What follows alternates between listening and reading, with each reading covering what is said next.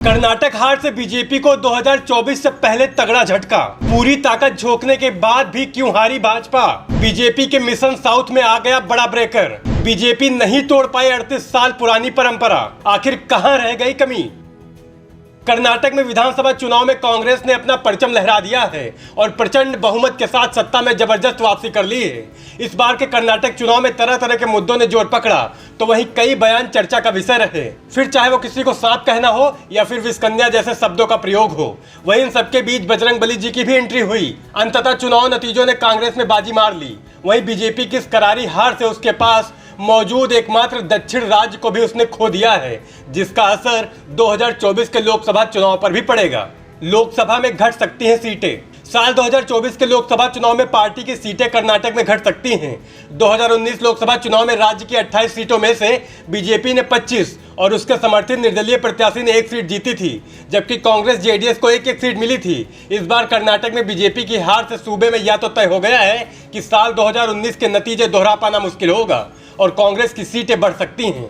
वहीं आपको बता दें, दक्षिण भारत के राज्यों में कर्नाटक को बीजेपी के लिए सबसे मजबूत राज्य माना जाता था। अगले साल 2024 लोकसभा चुनाव होने वाले हैं। ऐसे में बीजेपी की हार से उसके लिए दक्षिण भारत के अन्य राज्य तेलंगाना, तमिलनाडु, केरल और आंध्र प्रदेश में जीत हासिल करना बड़ी चुनौती होगी, जिसका सीधा असर 2024 लोकसभा चुनाव पर पड़ सकता है। वहीं दक्षिण के 6 राज्यों से 130 लोकसभा सीटें हैं। ये कुल लोकसभा सीटों का तकरीबन 25% है, यानी दक्षिण भारत सियासी तौर पर काफी महत्वपूर्ण है। बता दें, 2019 में बीजेपी को कर्नाटक और तेलंगाना में सीटें मिली थी, लेकिन साउथ के बाकी राज्यों में पार्टी को सीटें नहीं मिली थी। बीजेपी की हार के बड़े कारण बता दें, आंतरिक कलह को बीजेपी के लिए बड़ी मुसीबत बनी। वहीं बीजेपी को अभी भी दक्षिण राज्यों में उत्तर भारत की पार्टी के रूप में माना जाता है और पिछले 4 वर्षों की घटनाओं ने इस धारणा को पुख्ता किया है। गौ मांस पर विवाद हो या हिंदी भाषा की प्रधानता, मोदी सरकार को आरएसएस के एजेंडे को बढ़ावा देने वाली ताकत के रूप में देखा जाता है। आरएसएस के हिंदुत्व द्वारा परिभाषित जीवन का तरीका अभी भी कर्नाटक के लोगों के लिए कुछ अलग है। टिकट बंटवारे ने बिगाड़ा खेल। बता दें, पार्टी का आंतरिक कलह से जूझ रही थी। ऐसे समय टिकट बंटवारे को लेकर बड़ी गड़बड़ी हुई। पार्टी के कई दिग्गज नेताओं का टिकट काटना भाजपा को भारी पड़ा। पार्टी नेताओं की बगावत ने भी कई सीटों पर भाजपा को नुकसान पहुंचाया। बता दें, करीब 15 से ज्यादा सीटें ऐसी हैं जहां भाजपा के बागी नेताओं ने चुनाव लड़ा और पार्टी को बड़ा नुकसान पहुंचाया।